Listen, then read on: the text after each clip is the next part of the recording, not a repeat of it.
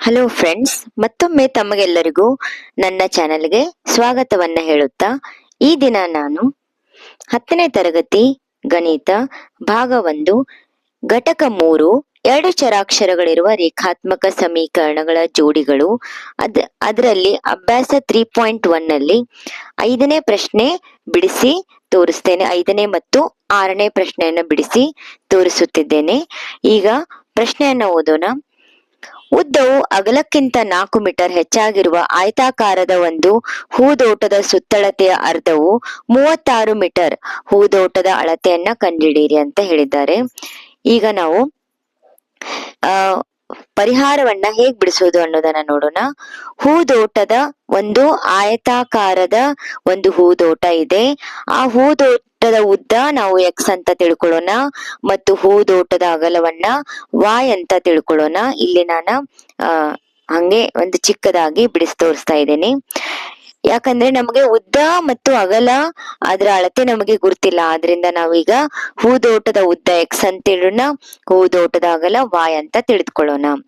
ಆಮೇಲೆ ಈಗ ಏನ್ ಕೊಟ್ಟಿದ್ದಾರೆ, ಆಯತಾಕಾರದ ಒಂದು ಹೂದೋಟದ ಸುತ್ತಳತೆ ಸೂತ್ರ ಆಯತದ ಒಂದು ಸುತ್ತಳತೆ ಸೂತ್ರ ನಮ್ಗೆ ಈಗಾಗಲೇ ಗುರ್ತಿದೆ. ಏನಪ್ಪಾ, 2 ಬ್ರಾಕೆಟ್ ಉದ್ದ ಪ್ಲಸ್ ಅಗಲ. ಈ ಉದ್ದವನ್ನ ಎಕ್ಸ್ ಅಂತ ತಿಳ್ಕೊನು, ಅಗಲವನ್ನ ವಾಯ್ ಅಂತ ನಾವು ತಿಳ್ಕೊಂಡಿದ್ದೇವಲ್ಲ, ಆದ್ರಿಂದ 2 ಬ್ರಾಕೆಟ್ ಎಕ್ಸ್ ಪ್ಲಸ್ ವಾಯ್ ಅಂತ ಆಯ್ತು. ಈಗ ಸುತ್ತಳತೆಯನ್ನ ಅರ್ಧ ಮಾಡ್ಕೊಳ್ಳೋಣ. ಯಾಕಂದ್ರ ಹೂದೋಟದ ಸುತ್ತಳತೆ ಅರ್ಧ ನಮಗೆ 36 ಮೀಟರ್ ಅಂತ ಕೊಟ್ಟಿದ್ದಾರಲ್ಲ, ಆದ್ರಿಂದ ನಾವು ಸುತ್ತಳತೆಯ ಅರ್ಧ 2 bracket X plus Y divided by 2. ಅರ್ಧ ಮಾಡ್ಬೇಕಂದ್ರೆ ಡಿವೈಡೆಡ್ ಬೈ 2 ಮಾಡಿಕೊಂಡಾಗ 2 ಏನಾಯ್ತು, ಭಾಗಾಕಾರ ಆಯ್ತು. 2 ಒಂದ್ಲೆ ಏನ್ ಉಳಿತು, ಎಕ್ಸ್ ಪ್ಲಸ್ ವಾಯ್. ಆದ್ರಿಂದ ಮುಂದೆ ಆಯತಾಕಾರದ ಹೂದೋಟದ ಸುತ್ತಳತೆಯ ಅರ್ಧ ನಮ್ಗೀಗ ಏನಂತ ತಿಳ್ಕೊಳ್ಳೋಣ, 36 ಮೀಟರ್. ಯಾಕಂದ್ರ ಪ್ರಶ್ನೆಯಲ್ಲೇ ನಮ್ಗೀಗ ಕೊಟ್ಟಿದ್ದಾರೆ. ಸುತ್ತಳತೆಯ ಅರ್ಧ ನಾವ್ ಈಗಾಗ್ಲೇ ಕಂಡುಹಿಡಿದ್ವಿ, ಎಕ್ಸ್ ಪ್ಲಸ್ ವಾಯ್. ಆದ್ರಿಂದ X plus Y is to 36. ಇದು ನಮಗೀಗ ಸಿಕ್ತು ಮೊದಲನೇ ರೇಖಾತ್ಮಕ ಸಮೀಕರಣ. ಇನ್ನ ಪ್ರಶ್ನೆಯಲ್ಲಿ ಕೊಟ್ಟಿರುವ ನಿಬಂಧನೆ ಪ್ರಕಾರನೇ ಉದ್ದವು ಅಗಲಕ್ಕಿಂತ 4 ಮೀಟರ್ ಹೆಚ್ಚಾಗಿದೆ ಅಂತ ಹೇಳ್ತಾ ಇದ್ದಾರೆ. ಅಂದ್ರೆ ಇದು ಉದ್ದ ಏನಾಗಿದೆ, ಅಗಲಕ್ಕಿಂತ 4 ಮೀಟರ್ ಹೆಚ್ಚಿದೆ. ಆದ್ರಿಂದ ಎಕ್ಸ್ ಅಂದ್ರೆ ಏನು, ಉದ್ದ X is equal to Y ಅಂದ್ರೆ ಅಗಲ ವಾಯ್ ಪ್ಲಸ್ 4. ಅಂದ್ರೆ ಉದ್ದವು ಅಗಲಕ್ಕಿಂತ 4 ಪಟ್ಟು 4 ಮೀಟರ್ ಹೆಚ್ಚಿದೆ. ಆದ್ರಿಂದ ಇದು ಪ್ಲಸ್ ವಾಯ್ ಇದು ರೈಟ್ ಹ್ಯಾಂಡ್ ಸೈಡ್ ಅಲ್ಲಿ ಇದೆ. ಇದನ್ನ ಈಚೆ ಕಡೆ ತಗೊಂಡ್ರೆ ನಾವು ಲೆಫ್ಟ್ ಹ್ಯಾಂಡ್ ಸೈಡ್ ಅಲ್ಲಿ ಬಂದಾಗ ಅದು ಮೈನಸ್ ಆಗ್ತದ. ಅದಕ್ಕ X minus Y is equal to 4 ಹಾಗೆ ಇಟ್ಕೊಳ್ಳೋಣ. ಇದು ನಮಗೆ ಏನ್ ಸಿಕ್ತು, ಸಮೀಕರಣ 2 ಸಿಕ್ತು. ಈಗ 2 ಸಮೀಕರಣವನ್ನ ತೆಗೆದುಕೊಂಡು ನಾವೀಗ ಎಕ್ಸ್ ಮತ್ತು ವಾಯ್ ಬೆಲೆಗಳನ್ನ ಕಂಡು ಹಿಡ್ಕೊಳ್ಳೋಣ.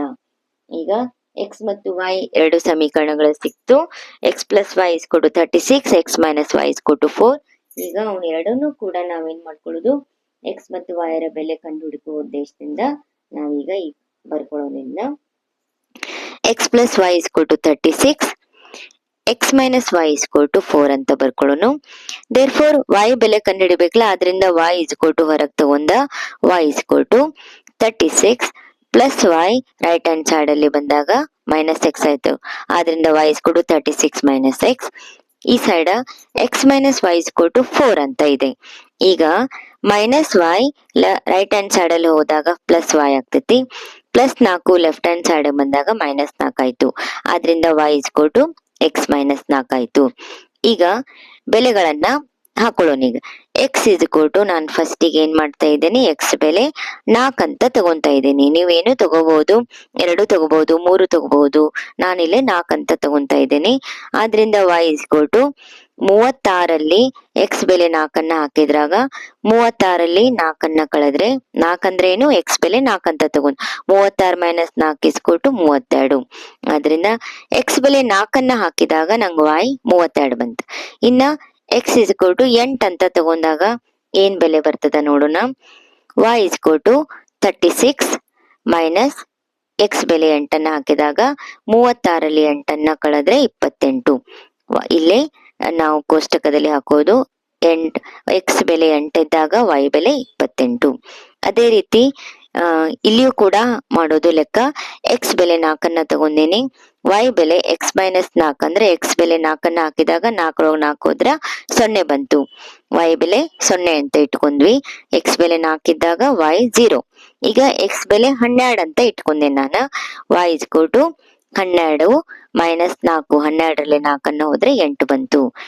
ಎಕ್ಸ್ ಬೆಲೆ 12 ಕೊಟ್ಟಾಗ y ಬೆಲೆ 8 ಬಂತು ನಮಗೆ. ಈಗ ನಾವು ನಕ್ಷೆ ಹೇಗ್ ಬಿಡಿಸೋದ ನೋಡೋಣ. ನಕ್ಷೆಯನ್ನ ಬಿಡಿಸ್ಬೇಕಾದ್ರೆ ನಾವು ಕಾರ್ಟೇಶಿಯನ್ ಪದ್ಧತಿ ಪ್ರಕಾರ ನಕ್ಷೆಯನ್ನ ಬಿಡಿಸ್ಕೋಬೇಕು. ಈಗ ನಾನಿಲ್ಲೇ ನಕ್ಷೆಯನ್ನ ಬಿಡಿಸೇನಿ, ಅದನ್ನ ನಾನು ಎಕ್ಸ್ಪ್ಲನೇಷನ್ ಮಾಡ್ತೀನಿ. ಮೊದಲು ಕಾರ್ಟೇಶಿಯನ್ ಪದ್ಧತಿ ಪ್ರಕಾರ ನಕ್ಷೆ ಬಿಡಿಸ್ಬೇಕು. ನಾವೀಗ ನಮ್ಗೀಗ ಬೆಲೆಗಳು ಏನ್ ಬಂದಾವ ಅನ್ನೋದನ್ನ ಫಸ್ಟ್ ಚೆಕ್ ಮಾಡ್ಬೇಕು. ಆ ಬೆಲೆಗಳನ್ನ ಪ್ರಕಾರನೇ ನಾವ್ ಏನ್ ಮಾಡ್ಬೇಕು, ನಕ್ಷೆ ಬಿಡಿಸ್ಕೋಬೇಕು. ಈಗ ಎಕ್ಸ್ ಪ್ಲಸ್ ವೈ = 36 ಇದ್ದಾಗ ಎಕ್ಸ್ ಏನೈತಿ 4 8 ತನ ನಾನು ಬೆಲೆಗಳನ್ನ ಬರ್ಕೋಬೇಕು. ಮತ್ತು y 32 28 ಅಂತ ಇದೆ. ಮತ್ತೆ ಇಲ್ಲಿ ನೋಡ್ರಿ ಎಕ್ಸ್ ಮೈನಸ್ ವೈ = 4 ಅಂತ ಐತಿ. ಎಕ್ಸ್ 4 ಮತ್ 12ರವರೆಗೆ ನನಗ ಇಲ್ಲಿ ನಕ್ಷೆಯಲ್ಲಿ ಬಿಡಿಸಾಕ 12 ತನ ಬೇಕು. ಮತ್ತೆ ಇಲ್ಲಿ 0 ಮತ್ 8ರವರೆಗೆ ಬೇಕು. ಆದ್ರಿಂದ ನಾನು ಏನ್ ಮಾಡೀನಿ ಅಂದ್ರ ಫಸ್ಟ್ ನಕ್ಷೆ ಬಿಡಿಸ್ಬೇಕಾದ್ರೆ ನಾವು ಕಾರ್ಟೇಶಿಯನ್ ಪ್ರಕಾರ ಇದು ಎಕ್ಸ್ ಅಕ್ಷ ಅಂತ ಆಗ್ತದ, ಇದು y ಅಕ್ಷ ಅಂತ ಆಗ್ತದ. ಇಲ್ಲಿ ಬಲಭಾಗದಲ್ಲಿ ಪ್ಲಸ್ ಸಂಖ್ಯೆಗಳು, ಎಡಭಾಗದಲ್ಲಿ ಮೈನಸ್ ಸಂಖ್ಯೆಗಳು, ಮತ್ತು ಮೇಲೆ y ಕೆಳಗ y' ಅಂತ ಹೇಳಿ ತೆಗೆದುಕೊಳ್ಬೇಕು.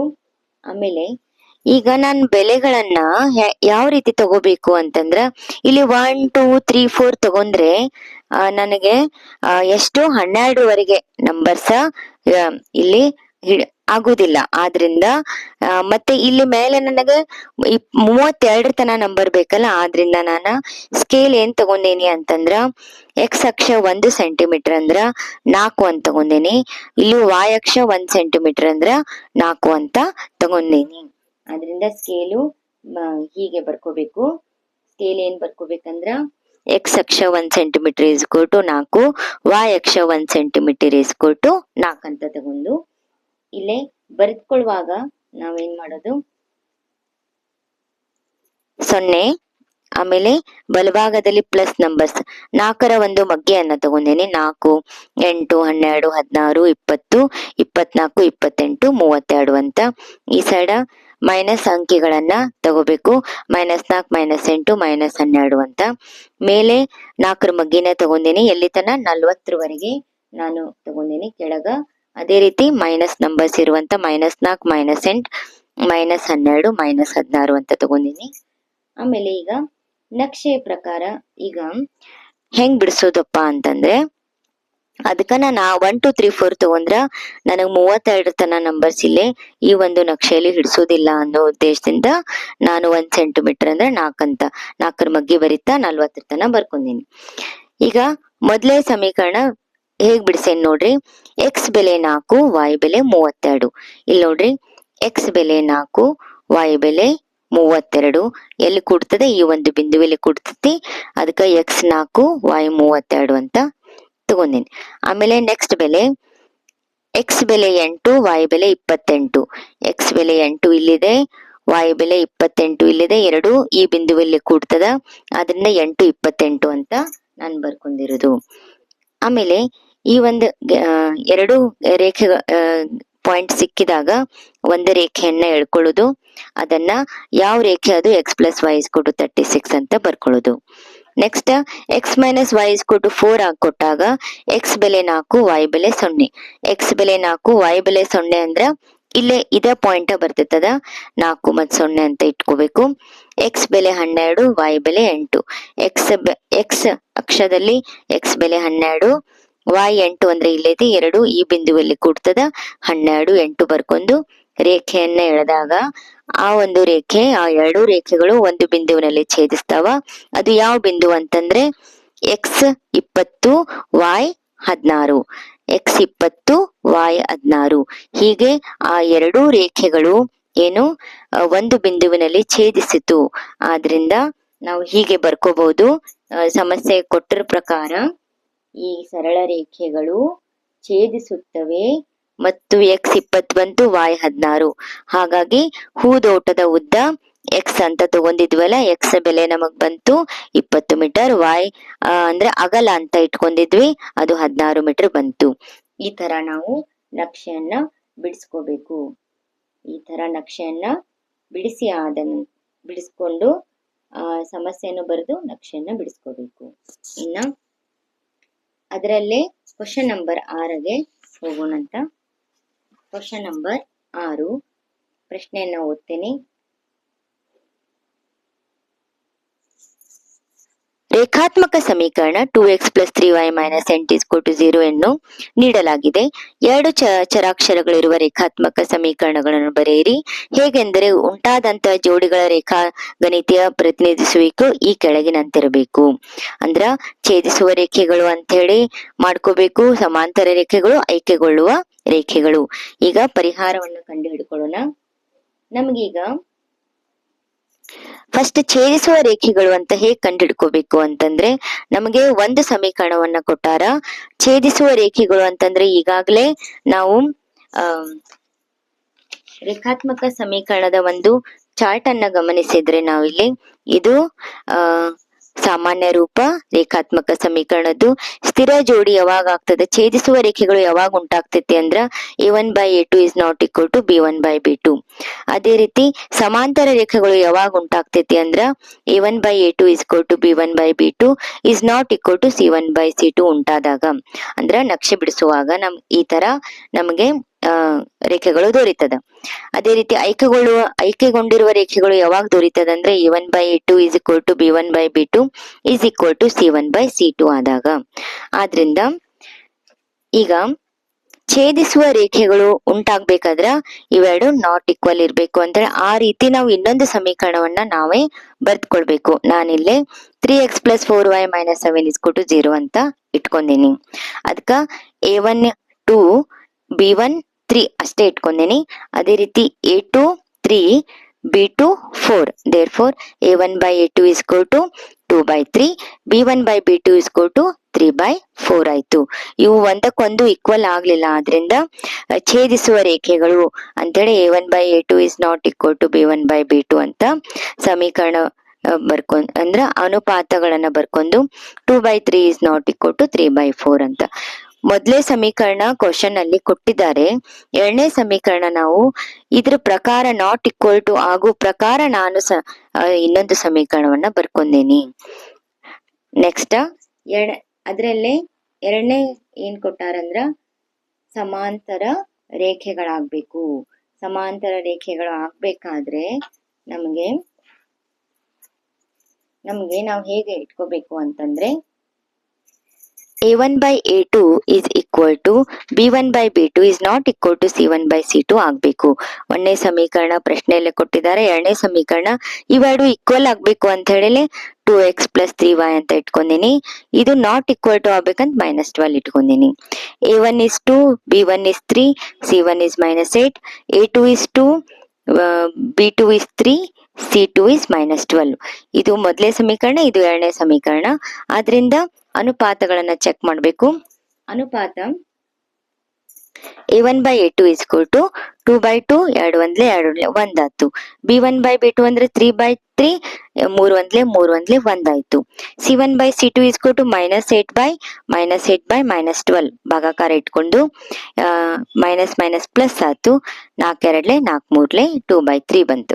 ಇಲ್ಲಿ ನಾವು ಸಮೀಕರಣ ಸಮಾಂತರ ರೇಖೆಗಳು ಪ್ರಕಾರ ಬರ್ಕೊಂಡಾಗ a1/a2 is equal to 1 + 1 ಬಂತು. 1 is equal to 1, not equal to c1/c2 2/3. Next ಆಯ್ಕೆಗೊಳ್ಳುವ ರೇಖೆಗಳು ಅಂತಂದಾಗ ನಾವು 3 ಈಕ್ವಲ್ ಆಗ್ಬೇಕು. ಆ ಪ್ರಕಾರ ನಾವು ಸಮೀಕರಣ ಬರ್ಕೋಬೇಕು. ಒಂದನೇ ಸಮೀಕರಣ ಅಂತೂ ಪ್ರಶ್ನೆಯಲ್ಲೇ ಇದೆ. ಎರಡನೇ ಸಮೀಕರಣ ನಾನೇನ್ ಇಟ್ಕೊಂಡೇನಂದ 4x + 6y - 16 is equal to 0. a1 A1 ಅಂದ್ರೆ 2, B1 ಅಂದ್ರೆ 3, C1 ಅಂದ್ರೆ -8, A2 ಅಂದ್ರೆ 4, B2 ಅಂದ್ರೆ 6, C2 ಅಂದ್ರೆ -16. Therefore A1 by A2 is equal to 2 by 4. 2 ಒಂದ್ಲೆ 2 ಎರಡ್ಲೆ 1/2 ಬಂತು. ಅದೇ ರೀತಿ B1 by B2 is equal to 3 by 6. 3 ಒಂದ್ಲೆ 3 ಎರಡ್ಲೆ ಇದು ಕೂಡ 1/2 ಬಂತು. ಅದೇ ರೀತಿ C1 by C2 ಅಂತಂದ್ರೆ -8 by -16 ಪ್ಲಸ್ 8 ಒಂದ್ಲೆ 8 ಎರಡ್ಲೆ 3 ಏನಾಯ್ತು ಈಕ್ವಲ್ ಬಂತು. ಅದನ್ನ ನಾನಿಲ್ಲಿ 1/2 ಈಕ್ವಲ್ ಅಂತ ಬರ್ಕೊಂಡು A1 by A2 is equal to B1 by B2 is equal to C1 by C2 ಈ ತರ ನಾವು ಪ್ರೂವ್ ಮಾಡಿದ್ವಿ. ಹಾಗಾಗಿ ನಾನಿವತ್ತು ಕ್ವಶನ್ ನಂಬರ್ 5 ಮತ್ತು ಕ್ವಶನ್ ನಂಬರ್ 6 ಅನ್ನ ಬಿಡಿಸಿ ತೋರಿಸಿದ್ದೇನೆ.